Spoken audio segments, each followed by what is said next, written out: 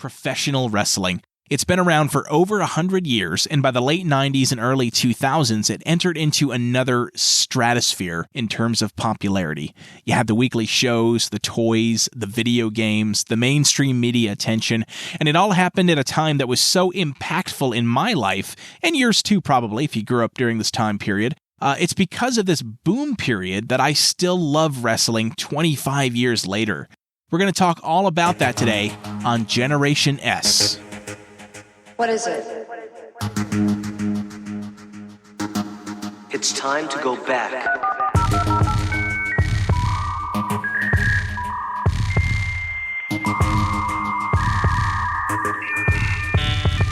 Welcome.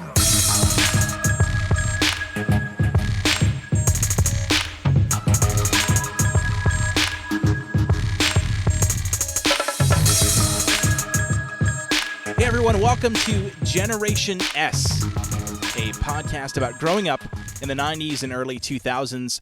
I am Dan Kemp, along with my co-host for today, Lou Carnevale. Hey, how you doing, everybody? And, this is our first episode, Lou, and so I think it makes sense to kind of explain what about Generation S, what the Generation S podcast is going to be all about. I previously recorded an intro kind of audio clip that you can listen to before this to get a full kind of rundown of what this podcast is going to be about. But for those of you who are just tuning in for the first episode and starting here, it's really all about, again, what it was like growing up in the 90s and early 2000s. And the reason it's called Generation S is you may have noticed from the artwork on the podcast. I've actually never asked you this, Lou. Do you remember drawing that weird S symbol on your notebooks in high school? Never actually did it myself. Okay. I've seen it before, but I can't say I ever drew it for any reason. But you recognize it as something from your childhood, and you're like, okay, that's unique. And so I remember, and I can remember the classmate who taught me how to draw that stupid S, and I thought it was the coolest thing because it was the closest I'd ever gotten to being able to draw like block art. Like lettering, Yeah, I could never do that. The closest thing I could ever do with any type of art was like that 3D cube. You draw the square, then the lines up and over, and yeah, that's about it. That's my artistic talent in a nutshell. Nice. There you go. So anyway, I started looking online, and people were always posting about, does anyone else remember this weird S symbol? And everyone looks at it and goes, oh my God, yes, I drew that. And so that feeling that I got from seeing that somebody else had that same experience as me, honestly, it got me kind of excited. This is a nostalgia podcast. I guess that's probably the best way to describe it. Is it's about nostalgia. And I read a very interesting quote about what nostalgia is, and I want to get your thoughts on this, but it was, nostalgia is the happiest form of sadness that you can have. And I thought that was very interesting because you think about it. I mean, you look back fondly on these memories, but at the same time, it's bittersweet because you're reminiscing about things gone by, and you can't get that back again, right? Yeah, that, like you said, it's a double-edged sword, so to speak. I think the saving grace is if and when you have children, you could pass along those memories, and that's what I see a lot of now, just like going to the stores. If you're going to any big box store, you're going to see things from our childhood that we were into during the time frame that this podcast is going to be focusing on. And you're going to see maybe not the same exact things, but newer versions of them, or remakes of them, or re-releases, or reimagining of certain things. But yeah, it's an interesting thing because, like you said, you have that moment where you're looking at it and those memories are still there, but the days where you were truly interacting with that product or person or show or whatever it is gone. But in the last, I would say, 15 years, man, nostalgia has just absolutely taken off. And I think it's a generational thing because I don't think the generation before us has that type of nostalgia for things when they were younger. Well, and it's funny you mentioned that. I have a theory as to why that is. you think about it, we're the first generation really to grow up with the internet. I mean, we had life before the internet, and now we have life after the internet, and we were the only generation really to have it, both ways. So we grew up, and I remember I got my first computer when I was 10 years old, and we had America Online, and it was the coolest thing ever, getting on the internet, and so, and of course now we're here doing this. I'm literally sitting in my closet on my floor recording a podcast with you over the internet. And so obviously it's come a long way, but my point being, the world is so connected now that it's harder to let go of the past, right? And I'll give you an example of that. So, you go on Facebook, and yeah, I will admit I have a Facebook page, and I'm not proud of it, but I have Facebook to keep up with family and things like that. I'm not an active poster, but where I was going with that was, I see pictures of my own kids. I've got 2 boys, but also my friends' kids that, had kids even before me. So now they're older. My kids are young. They're 4 and 7, but I've got friends that I grew up with that have kids that are teenagers now because they had kids a lot sooner than me.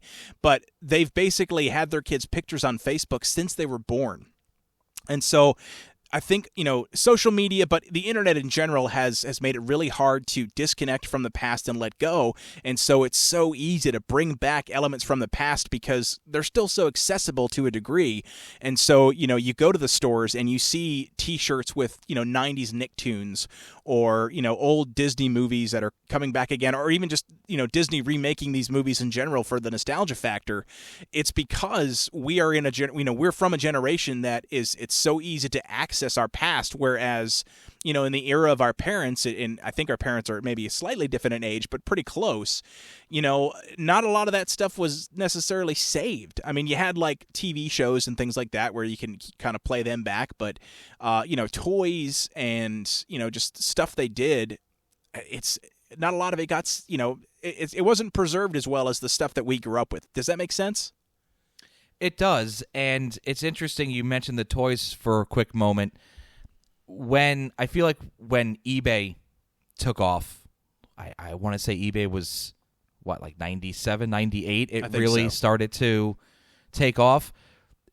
When people would go on and they would look and they would find their old toys and see how much they were worth, I think that kind of started nostalgia because it was, I used to have that.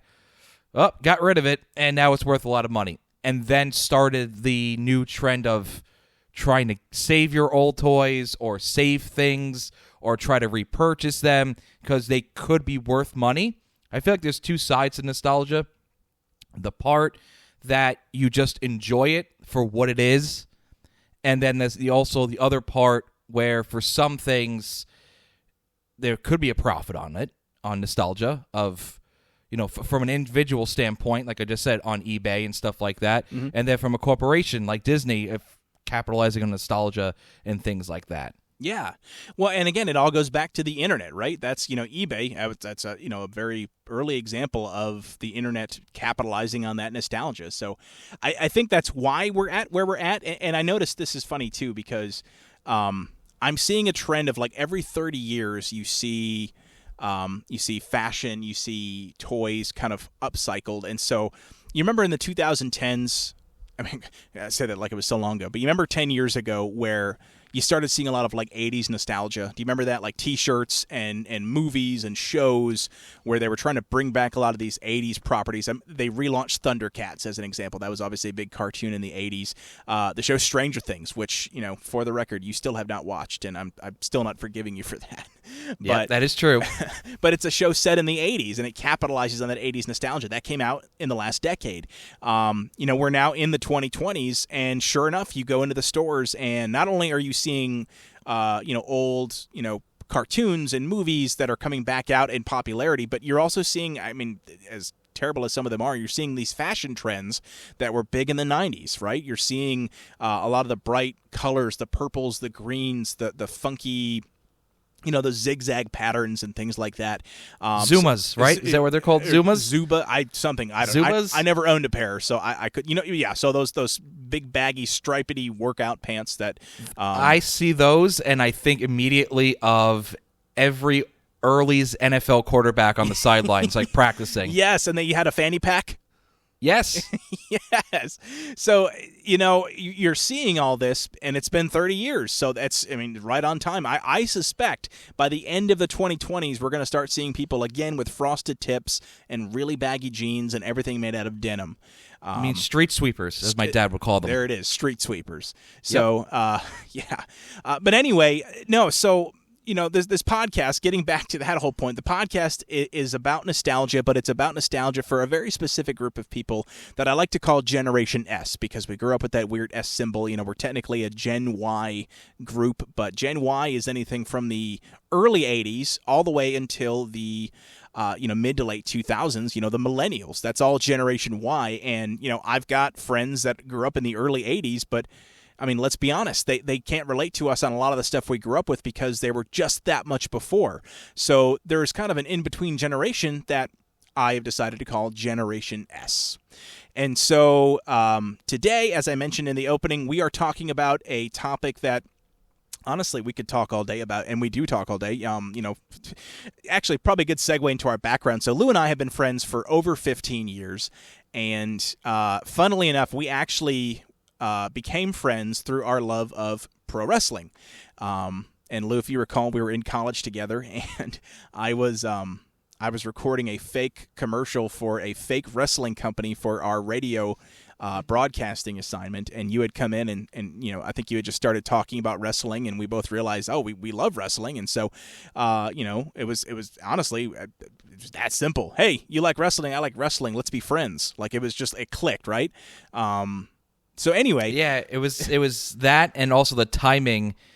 It wasn't the Super Bowl of wrestling, but like the second biggest wrestling event of the year was right around that time. Yeah, kind of like the equivalent of like the All-Star Game for pro wrestling. Yeah, so it was a very fun event to say, hey, you want to hang out? We can watch this event together and hang out, and that was it. Yeah, That's how it started. I think you had then come to see me. I was working at a shoe store, and you had come in to see me because I think your girlfriend at the time worked right down the road, so you popped over, and I think you said like, hey, the Royal Rumble, that's the event we're talking about. The Royal Rumble, we're gonna be getting that pay-per-view. Do you want to come over and watch it? And I said, absolutely, that sounds amazing. So I came over, we hung out, and you haven't gotten rid of me since. Yep, and you showed our age. It was pay-per-view. Yes, not streaming. They don't have pay-per-view anymore, do they? They have on demand. I think there still is pay-per-view, but even with the pay-per-views, like UFC they call them pay-per-views, but it's streaming. It's not ordering with your remote anymore. Or way back in the day, you actually had to pick up the phone and call Cablevision. Contact your local cable provider. Now I'm proving where I'm from by saying Cablevision because I'm from Metro New York. That's right. So yeah, those were the days where you actually had to put in a slight little amount of effort to actually get the show. Yeah. So anyway, so yeah, today we're going to talk about pro wrestling, but more specifically pro wrestling when we watched it in the 90s and early 2000s, and we still watch wrestling, obviously, but I think, watching it at that time period, for a multitude of reasons was very impactful on our own lives as far as just kind of what we did and still do to this day as far as like our love of pro wrestling. And I want to be clear, this is not a pro wrestling podcast. This is an episode about pro wrestling, but it's an episode about pro wrestling as it pertains to our generation. So, if you want to listen to a podcast about pro wrestling, there's a ton of great ones out there. But if you want to hear about just the feeling you got watching it in the time period that we did, that's what this podcast is all about. So let's get right into it. I'll start with you, Lou. So, what are your earliest memories of wrestling? How did you get into wrestling, growing up? So I really don't remember not watching wrestling growing up, as weird as that sounds. My parents were into it. I remember them telling me a story that they got this new thing called pay-per-view when they were renting a house together, because before that it was closed circuit TV and you actually had to go to an arena or a movie theater to watch it. So they got pay-per-view to watch Hulk Hogan versus Andre the Giant at WrestleMania 3. It was like 87-ish. Yeah, no, that was 87. That was the year I was born. I know you were like a year before me, but yeah. So I was born in 86. So that was how I got into it, was through my parents. Okay. So it was through that I just, all my life through that. So it's funny because almost the opposite for me. I didn't grow up with wrestling. Like, my parents didn't watch it. My earliest exposure to wrestling was these. I think you remember these old LJN action figures. They were the big rubber figures. They were probably, I don't know, 6 to 8 inches tall, and they weren't articulated or anything like that. They were just basically little rubber statues of wrestlers. And so my neighbor who lived next door, he was a few years older than me. He had them. He was a big wrestling fan, and he ended up giving them to me. So I was, when I was born, he said, oh, maybe little Danny wants some new toys. So I got these figures. It was Hulk Hogan, Greg the Hammer Valentine, the Iron Sheik, and Nikolai Volkov. And of course, I didn't know that at the time. I think I even named one of them Jim because he looked like a Jim. And so I knew they were wrestlers. I didn't know anything about who they were. I didn't even know who Hulk Hogan was at the time, to be honest with you. And so I had this cool figure that just held his fist up and he's ready to beat the crap out of anyone. And that's what he did in my bathtub, was he beat up all my other action figures because he was huge. So how old were you when you got them, you think? I mean, again, I'm trying to think back. It's one of those where, I don't remember not having them as a kid. So, I mean, I would assume my earliest memories in general go back to, if I can get back to 3 years old, I mean, that's a long time. I mean, I have some vivid memories from being 4 years old and onward, but anything before 4 is kind of fuzzy. So I'll assume I probably got them, right around 3 years old. And again, I sort of knew what wrestling was. It probably was on TV every once in a while, where it was flipping through the channels. It's funny. There is another thing on TV for wrestling that I remember as a kid. I wasn't watching wrestling yet, but I saw this. It's called a promo. So basically, you got wrestlers that are basically talking to an interviewer, talking at the screen, essentially saying how much they're going to beat the crap out of somebody else. And so there's this tag team known as the Road Warriors, also called the Legion of Doom. Okay, and these guys, I mean, them. I say this I'm basically trying to keep this as simple as possible for if you don't like wrestling but still want to hear about this. They were these big guys, and we're talking huge. And they had face paint and mohawks, and they wore these shoulder pads with big metal spikes sticking out of them. And I'm going to be honest, as a 3-year-old, they scared the living hell out of me. And they were screaming at me on the camera, and so I said, these guys are... No, turn this off. This is too scary. I couldn't handle it. I don't even remember what they were saying, but I remember seeing a promo with them. And to be honest with you, now that I'm saying it, I think it might have been... Were they on a cereal back in the day? Were they featured on a breakfast cereal? I think they might have been. I might have been watching a cereal commercial with them on them saying, these guys are scaring the crap out of me right now. I don't want to watch this anymore. Oh, my God. I literally just thought about that as I was saying this. That I wrote down that I was going to talk about these wrestlers, and now I'm literally remembering where I saw them, and it was on a breakfast cereal commercial. So that was weird. So anyway, now... and we're going to talk a little bit more about the toys, because I know you had wrestling action figures and things like that. But, the other, things that, I kind of grew up with were, I had a wrestling video game. Again, I wasn't watching wrestling yet, but I had a wrestling game on the Sega Genesis. It was WWF Super WrestleMania. And so I had that game. Again, I wasn't watching wrestling, but I was able to then see the names of wrestlers because they were on the character select screen and whatnot. And then honestly, I didn't really watch wrestling on a regular basis until 1999. So I was basically a teenager when I started watching wrestling, and I started watching WCW Nitro. And it's funny because I've told you this before when I started watching wrestling, and we joke because I honestly was watching one of the worst wrestling products on TV at the time, and I thought it was awesome. So I had and anybody that actually does know about wrestling is laughing right now that you said WCW in 1999 was awesome. Yeah, oh my God. And looking back, I understand why people laugh at that because it was awful. But, I mean, for me, I was finally into a wrestling show that I was following week over week, and it just made me fall in love with the genre of pro wrestling. And so, yeah, man, that was my first exposure to wrestling, and then kind of how I really got into it a few years later. And it's interesting that you brought up the toys in the video game. Now being older, we know obviously the first reason you do that is to make a profit. Yep. Second reason is to get a new audience, is to market. Yep.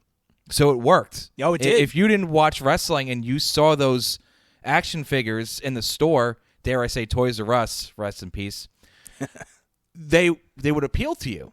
Yeah. They were cool looking. Or if your friend had the video game and you didn't like wrestling, but the game was fun or there was a character in the game that you can identify with, it was it was a new set of eyes and obviously a new set of income for the company. Yeah, exactly.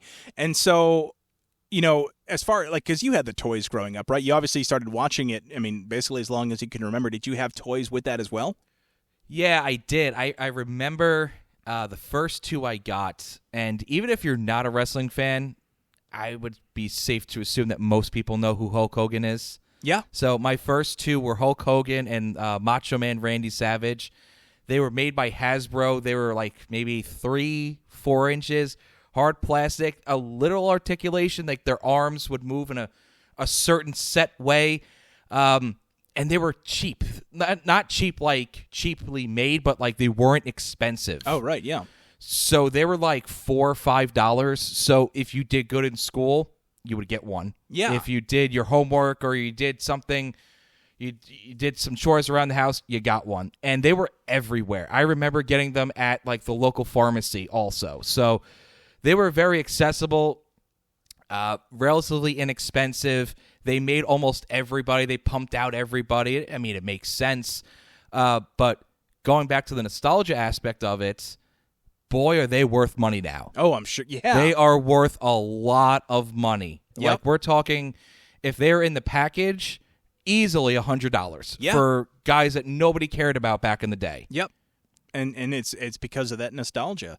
And it's funny you made a good point, and I don't want to go off on too much of a tangent here, but you talked about how the main thing you said was those figures were affordable, right? And I think back to any popular toy line back in the day, for the most part, very easy to purchase a set of action figures, for example, for something like Teenage Mutant Ninja Turtles or G.I. Joe, because honestly, the figures really weren't that expensive. So you could get a pretty good set of stuff and be off to the races, and your parents didn't have to drop too much money because like you, I would get toys for special occasions, obviously birthday, Christmas, things like that. But I remember, and we'll I'm sure we'll have a whole podcast on action figures. But I remember, I was 3 years old and I had surgery.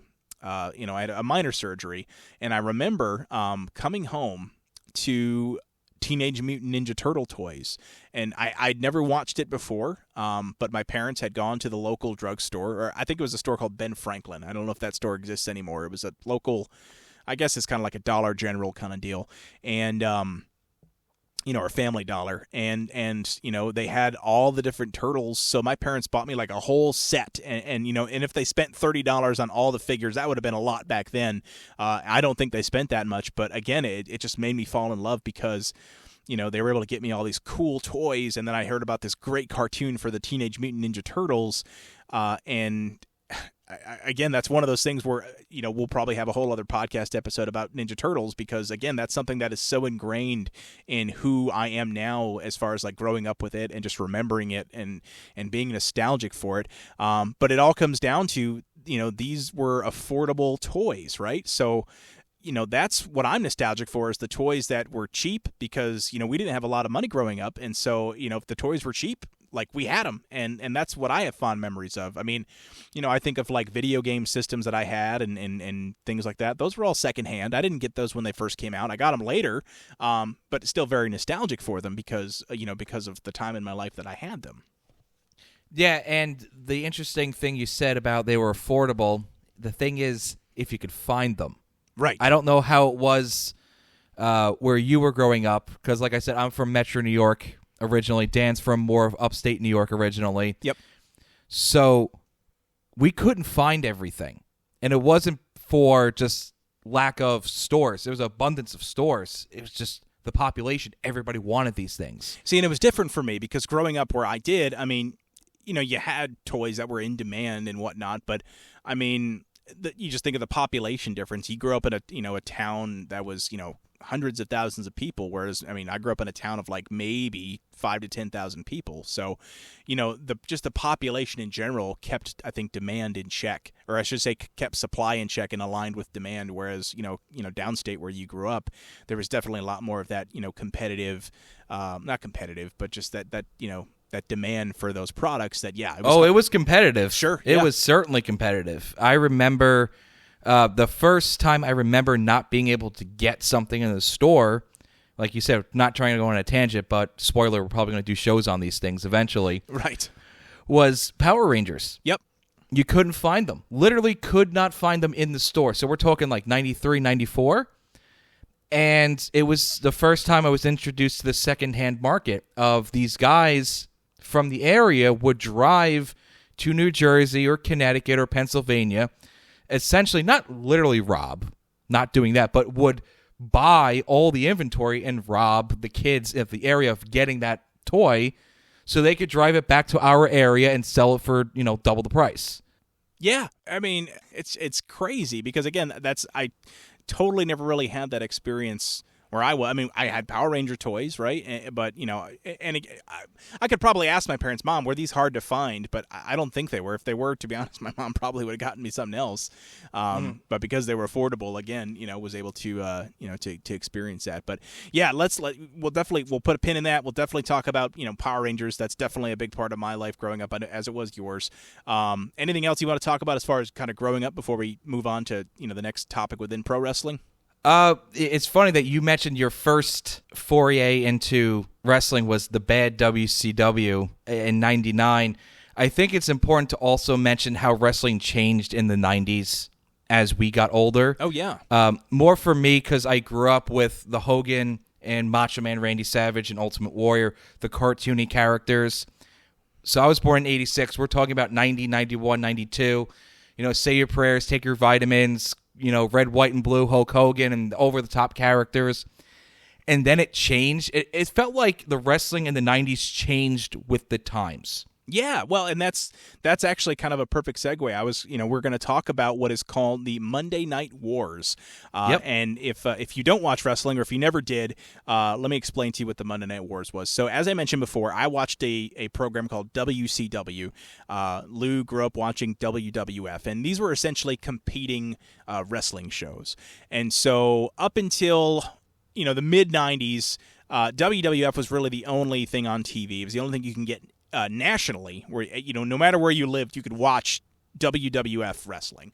And so, again, being very brief on this, in around 1995, WCW, a national wrestling company without a national TV deal, ended up getting a weekly wrestling program on TNT.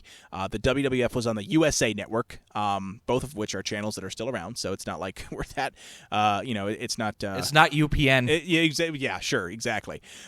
So they are, they all of a sudden decided, they were going to air their wrestling shows on the same night at the same time, and so what happened, it was called the Monday Night Wars, where every Monday night you had two competing wrestling programs at the same time. Think of it like this. If you had the NFL and you had... what else? The XFL, which, again, is really no comparison. I was going to say the USFL, as the time of the recording, is like the new... They're trying to be... Okay. So the something. USFL... I don't know. Yeah, so, you have the NFL and you have the USFL, a competing program, same sport. For all intents and purposes, we'll say wrestling is a sport in this particular case. I know it's not a sport in the traditional sense, but you have two competing programs offering the exact same content in a slightly different way. Which one are you going to watch? And that was the Monday Night Wars. Each show was trying to bring in new viewers and outdo each other, and there were definitely years where the WWF was firmly in control, but there was also years where WCW was kicking WWF's ass. It really was. And so, we had the Monday Night Wars, and it's interesting because wrestling had become so mainstream at that point. It was always fairly popular, but this was the first time really, ever, and honestly since, where it became such a mainstream part of our daily lives, not just as kids, but adults, teenagers, everyone was watching wrestling. Maybe not everyone, but there were so many people watching wrestling, and it was penetrating our culture outside of just being on TV as a wrestling show. You had wrestlers that were, being interviewed on The Tonight Show with Jay Leno. That was a huge, that's, hopefully you remember Jay Leno. The huge talk show back in the day. There were wrestling shows or wrestlers on like MTV. That was not an abnormal thing to see. You had wrestlers showing up everywhere. And game so shows. I remember guys on game shows? shows and whatnot. Yep. Yeah, so I mean, it was everywhere. Like you'll go to the store now and you'll see WWE merchandise, and kids' toys and some clothing and things like that.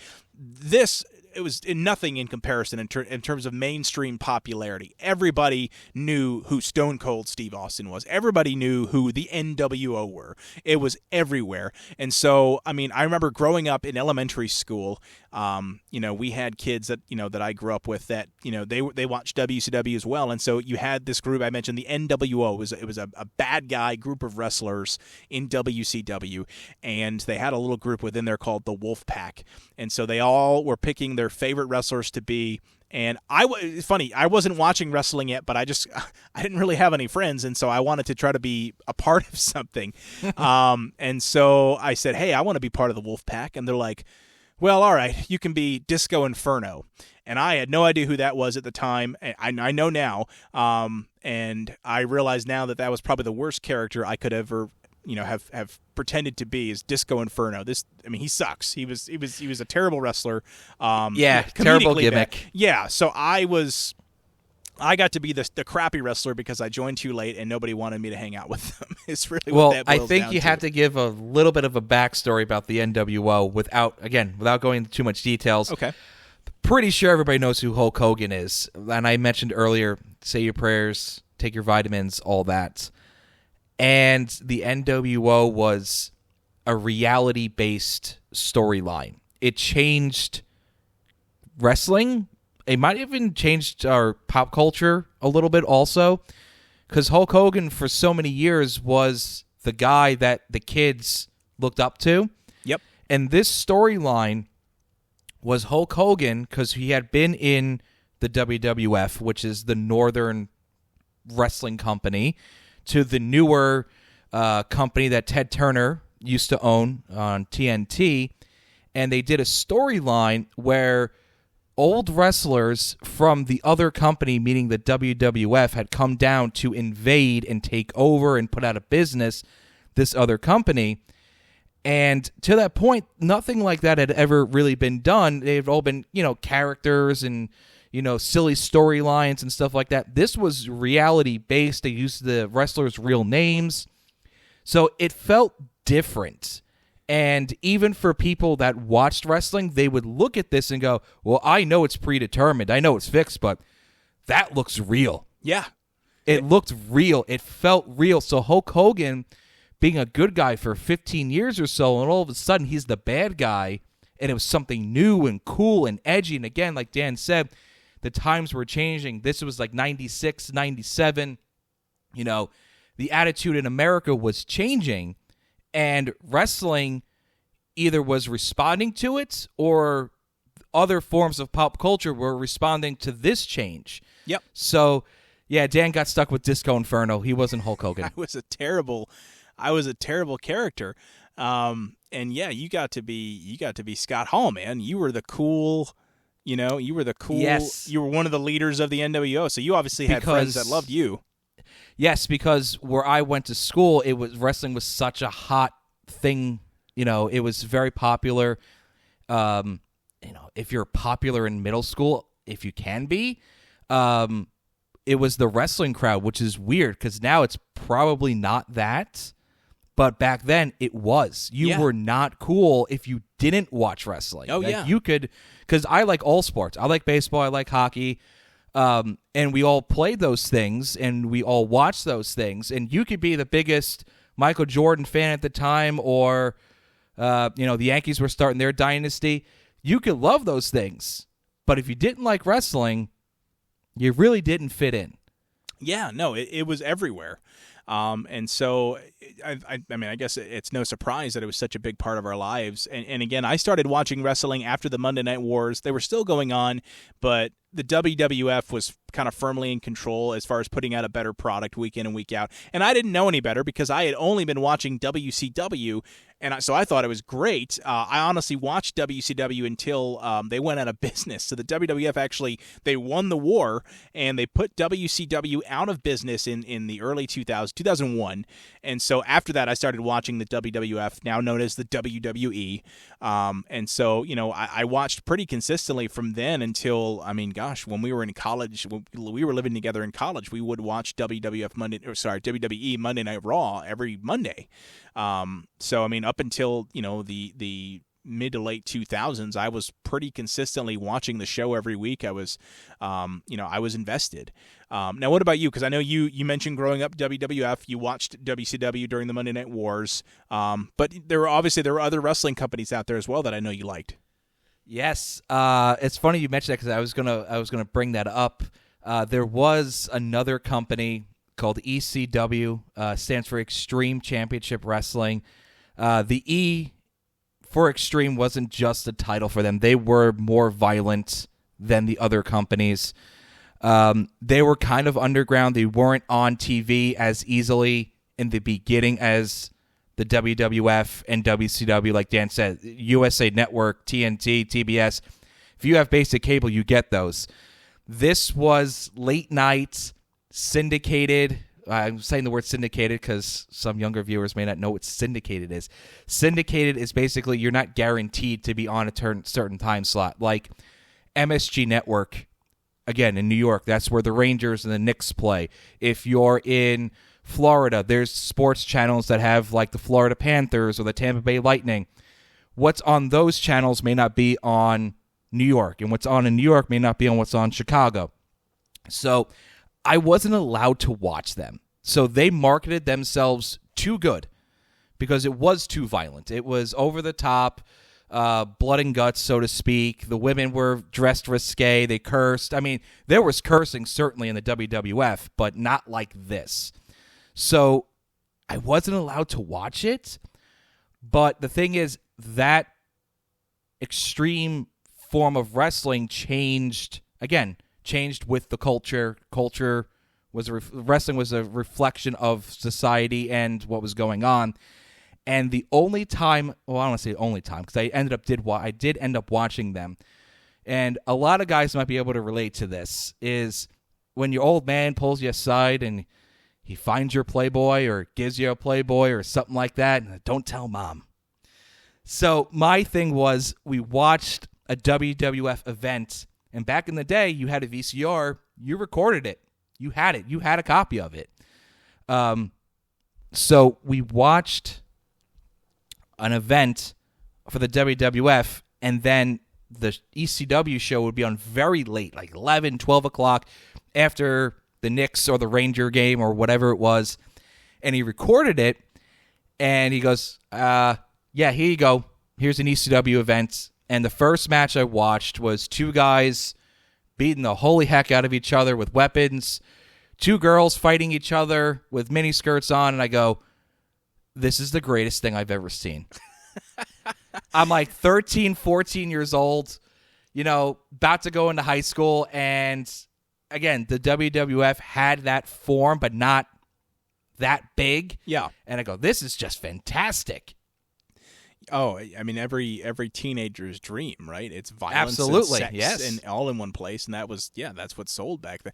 Okay, so I have to bring this up. We obviously have notes for the show, and we kind of skipped over this, but I want to go back to it. So we talked about the NWO being this faction within WCW. There were a bunch of bad guys, but it was cool to be part of them. You have a note here about, you went to a private school, so you have a note here about, you would wear uniforms, but then on your dress down days. Can you tell that story? Because I honestly don't know this story. Oh, yeah, I never told you this? No. So, yeah, I went to a private school, so you had to wear, the button-down shirt, the tie. You didn't even get to pick the tie. This is middle school, so it was literally you had nothing to wear. Okay. Like, no opinion on what you wore. So you would have a dress-down day maybe like once a season.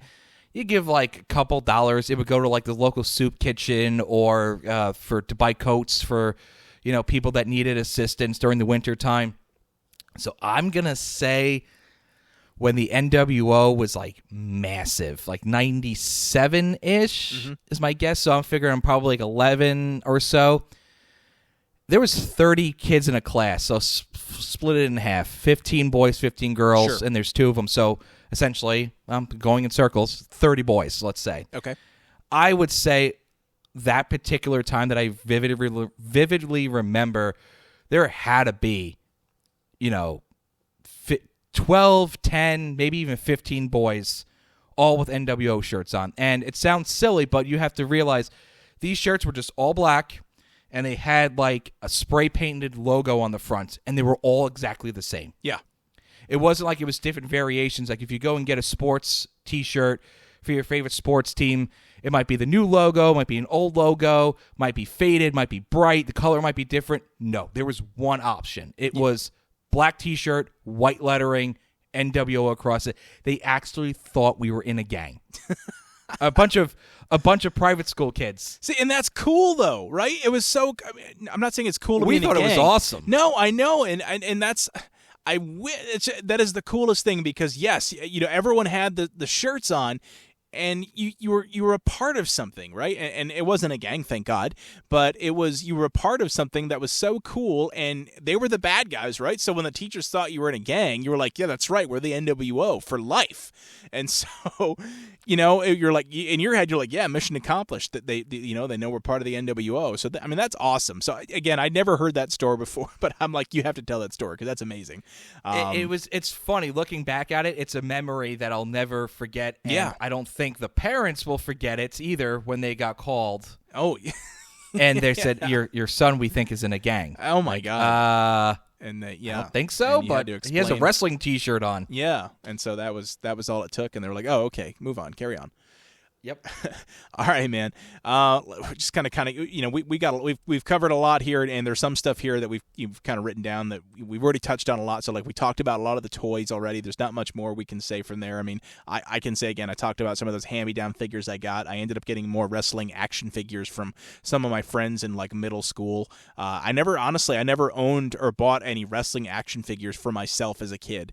It was never on my list of Christmas toys or birthday toys to get. It was always my friends would give me some, and that was fine. That's all I really wanted. I never had like the toy wrestling ring and things like that.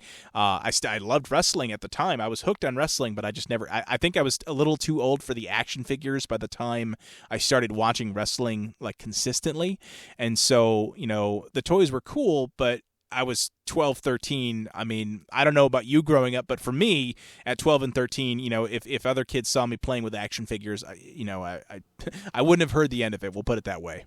Yeah, that was about when I stopped. Yeah. Was 99, around that age. You're around 13 or so. Once you hit those teen years, other interests, other hobbies come in.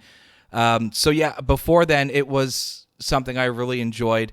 My dad would go to the KB toy store, and they knew him. Because they were so inexpensive, he would buy them 3, 4, 5 months before Christmas time. Yep.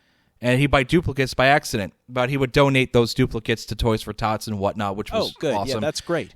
And that's something I've carried on with, and that's also my love of collecting, is that hunt for something that's rare or you can't quite find it. It's like not so much the nostalgia part of it, because could eventually turn into nostalgia if it's something you like and you hang on to it. Yep. But as a collector, that hunt for something that like, oh, I couldn't find that. Kind of want that now. It's just like the idea of it, like, oh, I'm going to find you. I'm going to find you eventually. But yeah, had the wrestling figures, had the ring, had all the accessories, had the video games too. Yeah. I mean, I had the video games.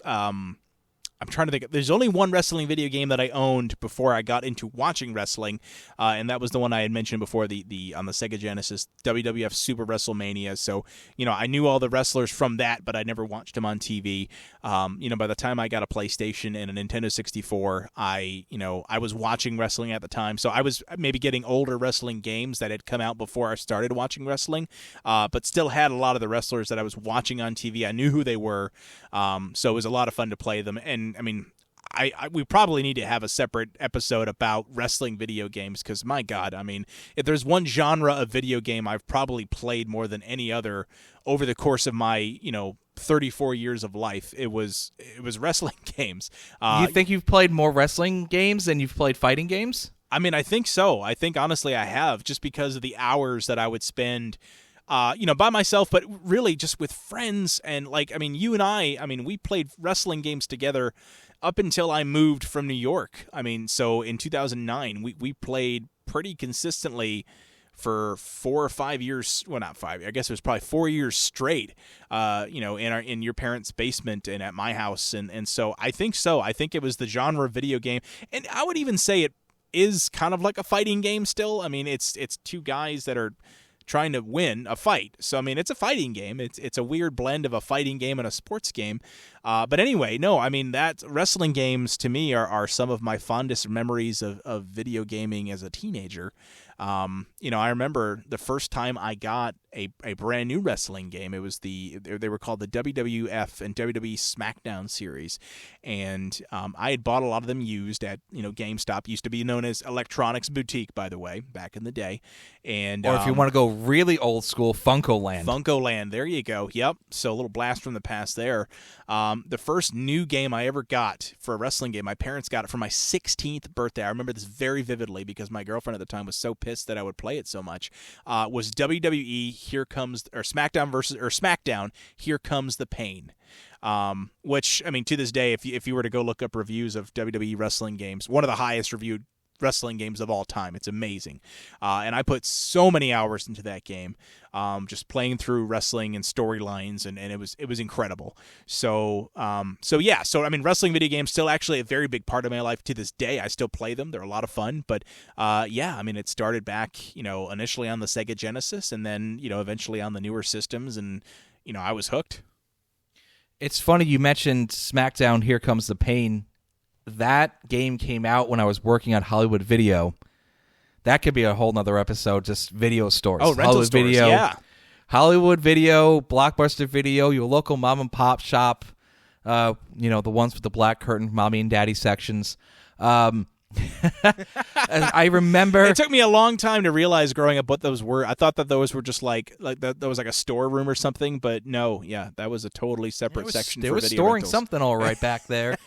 I remember when SmackDown came out, because one of the perks, at least at Hollywood Video, I don't know if Blockbuster did it, you got free rentals, and that was like could you imagine? I was a senior in high school, and you got to rent any game you wanted. You got to rent any movie on DVD or VHS. Yeah. On VHS. VHS was still around when I was in high school in 2004. So I remember renting that game. And there was they came out every year, like the Madden games, like any other sports games. Now they come out regularly. Before that, they weren't so frequent. They were kind of sporadic, like every 2 to 3 years, maybe. Right. Yeah. And those were the games that I played on Nintendo 64 with those same friends in middle school that we all wore those NWO shirts. And it kind of goes into another segue about something else we were doing around that time period. We did backyard wrestling. Yes. Which, not the smartest thing, but we did the backyard wrestling. We literally did the opposite of what they say on every episode of WWE Raw. Do not try this at home. And we're like, you know what? Screw you. I'm doing this at home. Yeah, exactly. Like, why not? And they said not to try it at home, but that's like, you don't say that to a teenage boy in the 90s. Oh, yeah, they're going to try it. You're going to do it. Why? Exactly. Why? Don't go to that area. Why? Yeah. Don't talk to that person. Why? I think it's a guy thing, too. Like, men are dumb. Like, you tell us, we are. Don't touch that hot stove. I'm going to touch it. Like, I'm going to see how hot it is. Yeah, it's funny you mentioned that. I had a friend not so long ago, one of the smartest guys I know, we were having dinner, and it was one of those like fajita plates. Yeah. And they said, don't touch it, it's hot. And guess what? He grabs it. Yeah. And he's probably listening to this. Oh, my gosh. And he's going to be laughing, shaking his head. Ugh. So what we did was we did the backyard wrestling, and then we would create ourselves in the game. Oh, on the Nintendo. I did so that you too. could do that. Yep. So that kind of went hand in hand. So it wasn't just, we're wrestling fans in school, which everybody got along with. We would talk about the shows. Mm-hmm. Sometimes we would go together. Yeah. And then we would do the backyard wrestling. And then from the backyard wrestling, we would create ourselves in the game. So it was like the timing of everything. Yep. Being like in your early teens in Metro New York, where there was a lot of shows, the culture was changing on TV, just in the population in general. The video games were getting better. The backyard wrestling things. And again, they told you not to do it, but guess what? We talked about video stores. You went into the video store. there were tapes. They were tapes of backyard wrestling. Can I ask you something real quick? This is a tangent, but I have to get your opinion on this. So, okay, we talked about how you could get things on DVD and VHS, and everyone knows a VHS is a tape. But what did you call the machine that would play VHS tapes? VCR. Okay, thank you. Because there's so many people that would call it now a VHS player, and that is not what it was called. It was a VCR, a video cassette recorder. Anyway, I'm sorry, that was a tangent. Please continue. Get off your soapbox. VHS, you would go into Blockbuster or these stores and you would see videos of the best of backyard wrestling. So that was another, well, they're doing it, why can't we do it? And it wasn't exactly the smartest thing because we would use weapons and like the cookie sheets and the pan. Well, not like the real hard ones. Like the aluminum ones. So you didn't actually have like a steel chair that you'd clock somebody with. Well, yeah, but you got to get your hand up.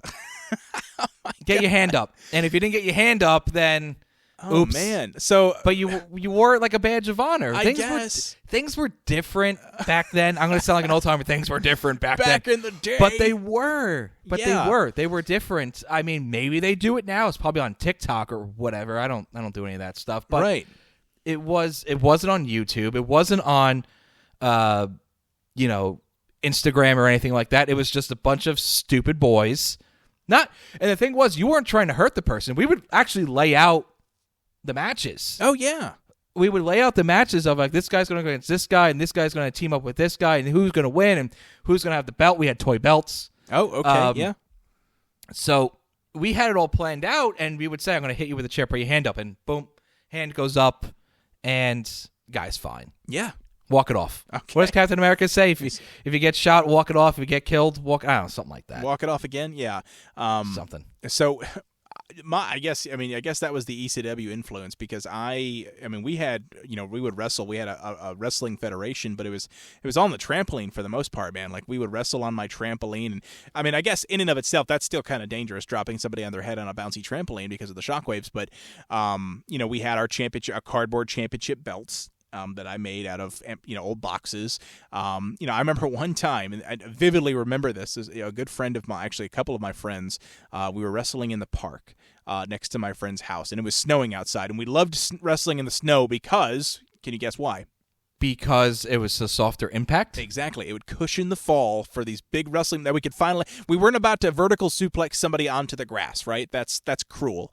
But... Yeah, only the idiots that I was with would do that. Well, there you go. See, but, you'd be damn sure I'm going to DDT somebody into a snowbank, and guess what? I did, and I won the match with that. And so that's like one... stands out so vividly, and... unfortunately, a good friend of mine, he passed away about 15 years ago. And, but I remember, like, we had 5 or 6 of us that would get together and wrestle just in the park, in the snow, on the trampoline. And, I called it the BWF. It was the Backyard Wrestling Federation. And it was just so much fun. So I have such fond memories of I do it to this day. I mentioned I've got 2 boys. I've got a 4-year-old and I've got a 7-year-old, and we have a trampoline in our backyard. I don't even think I've told you this. I will get in the back in the trampoline with my sons, one at a time, of course, because we got to be safe. And we will, my youngest, his name is Eli, and he goes, "Daddy, let's wrestle." I said, "Let's wrestle, let's do it." And so I'll sit there, and I'm not kidding when I tell you this. Like, he'll chop my chest. Like, I've taught him well. I'll hit him with a vertical suplex or a choke slam, and he'll hit me with a frog splash. So we're doing wrestling moves, and he knows now to hook the leg. Like, that was, if there's nothing else that he learns from me growing up, it's when you pin a man, you hook the leg. And you get the 3 count. I'm going to teach him something way more important. What's that?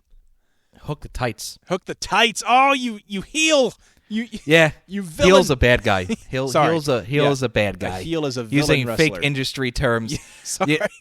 To close out this part with the wrestling thing. Yeah.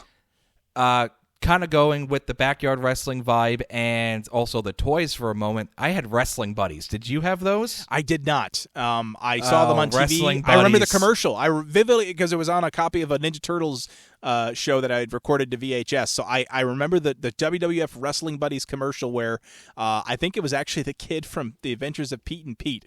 It was like an early TV commercial he did where he was wrestling upstairs and his dad comes up to check on him. I was like, "What's going on, fellas?" And they're like, "Nothing, Dad."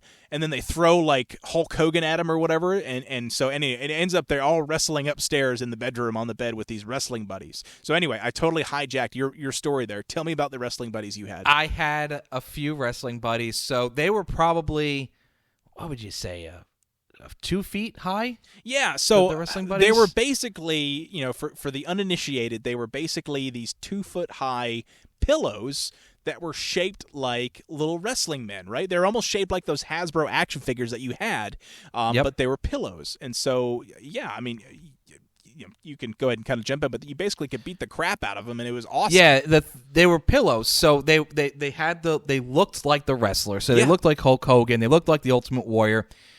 And I don't know if they made them specifically to get beat up or to just just hang out with them. But again, you're a boy. You're gonna beat them up. They call them wrestling buddies, right? No, I think they knew when what they the still two boys use that were gonna name. do. Yeah. So I had a few of them, and I beat the daylights out of them. I mean, beat the daylights out of them. My mom's couch at the time was against the wall. So the wrestling buddies on the grounds, well, if I jumped from the cushion, like the seat, that was the bottom rope. Yeah. If I jumped from the armchair, that was the middle rope. If I jumped from the top of the sofa, that was the top rope. And I would go flying. I felt like I was flying. I probably went about a foot. Yeah. But I felt like I was flying through the living room, landing on these guys. Definitely not the safest thing to do.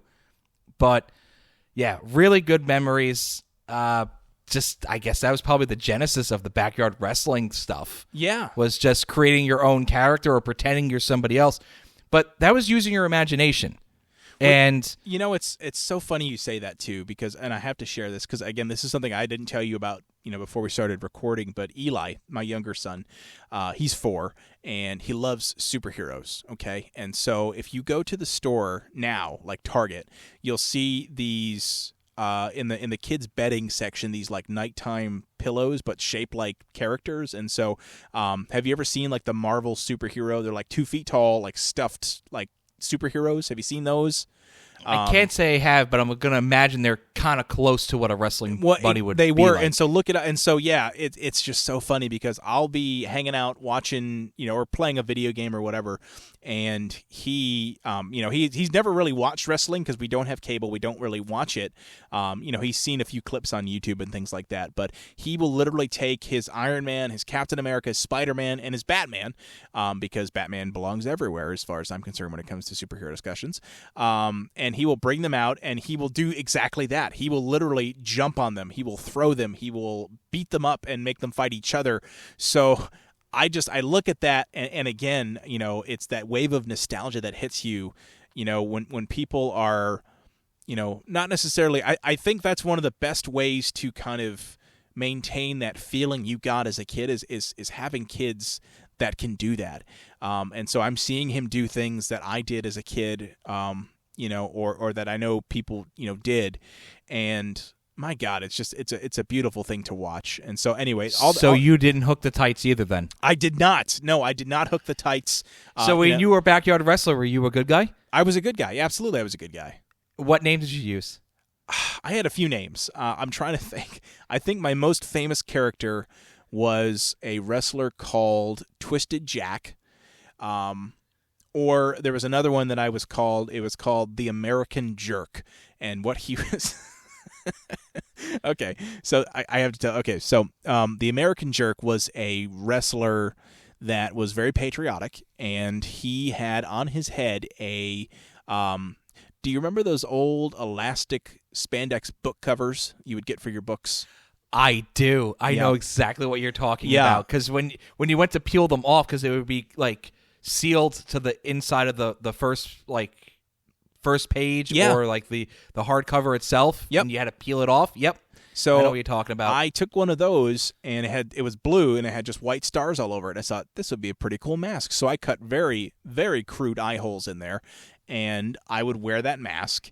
I remember I wore it to a Halloween dance one time as I was the American Jerk, and I had like a dollar store, championship belts that I would, carry around, and I had gloves, and I had, windbreaker red pants, and I had a shirt that I would rip off. So it was just a cheap white shirt. I would keep writing American Jerk on it. So every time I went out, I would, like Hulk Hogan, I would rip my shirt off. And so that was probably my most famous wrestling character that I've ever portrayed growing up.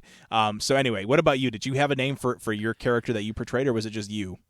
I was given a name. Like I said, we had story writers. Okay. And we had people make the matches and stuff like that. So I remember a lot of the names we had because, number one, we were friends. Number two, because we made ourselves in those video games for years and years. So I was given the name Virus. I don't know why. I have no idea why. But my favorite color is green, so I kind of worked with that. I had like those early warm-up Adidas pants, you know, with like the stripes on the side. Were they the tearaway pants with the snaps?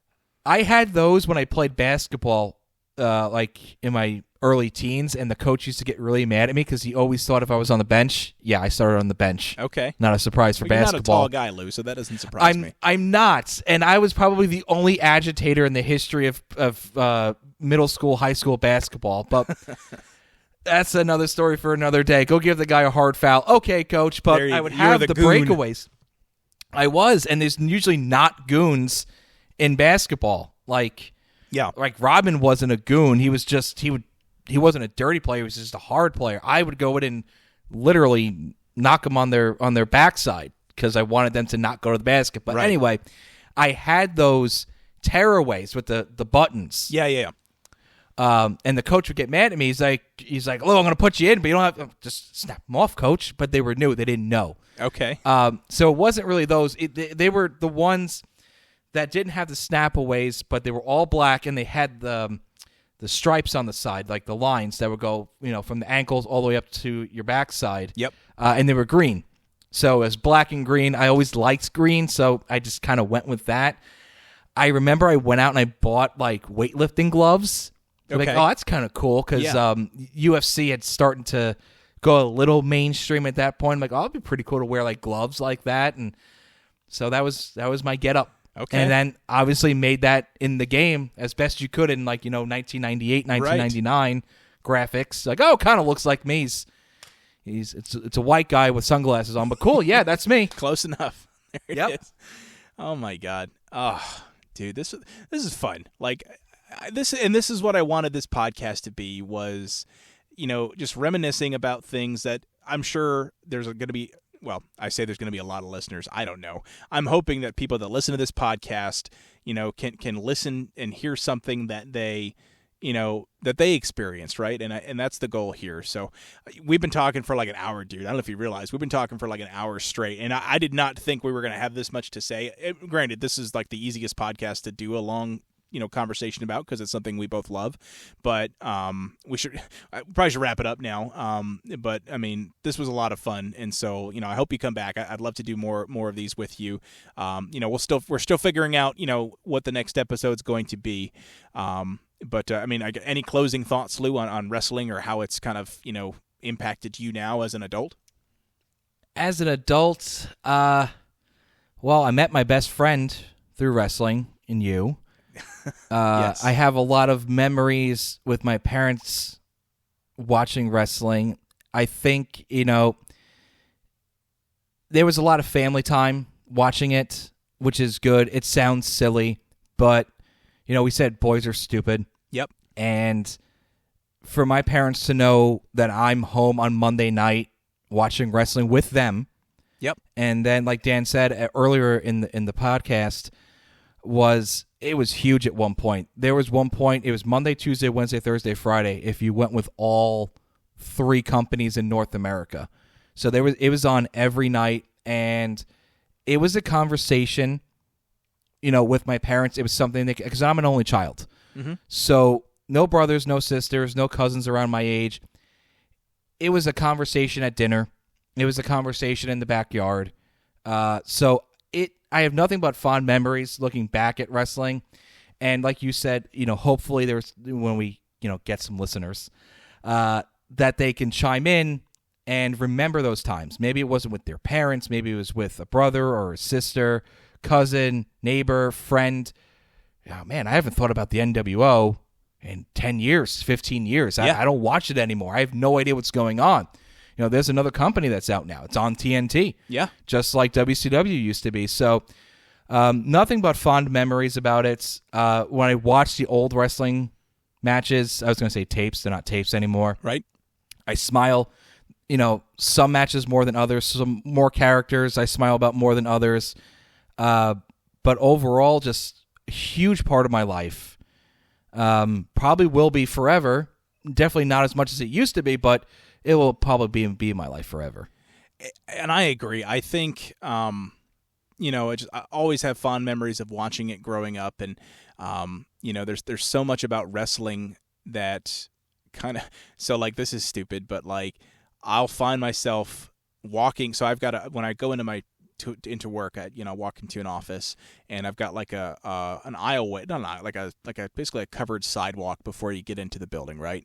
And if there's nobody around, mind you, if there's nobody around, I will find myself pretending that I am a wrestler walking to the ring and doing a famous wrestler strut or walk. So like if you ever watched wrestling back in the day, Dwayne "The Rock" Johnson, obviously very famous now for anything but wrestling, but back in the day, he had a very unique gait style, way in which he walked to the ring. And so I will I will find myself walking to my office building in the style of Dwayne "The Rock" Johnson, where I'll swing my head, left and right, and I'll look out at the crowd just admiring me. The crowd that's not there, mind you, because I'm looking out at It's an empty parking lot. It's an empty parking lot, exactly. And so, wrestling is still a very big part of my life. And again, I think, and like you said, we've been best friends for 15 years. It was something that, you're the only, it's funny, you're the only person really that I talk about wrestling with ever these days. I don't really have any friends down here that were into it. And so, they're into other stuff that I like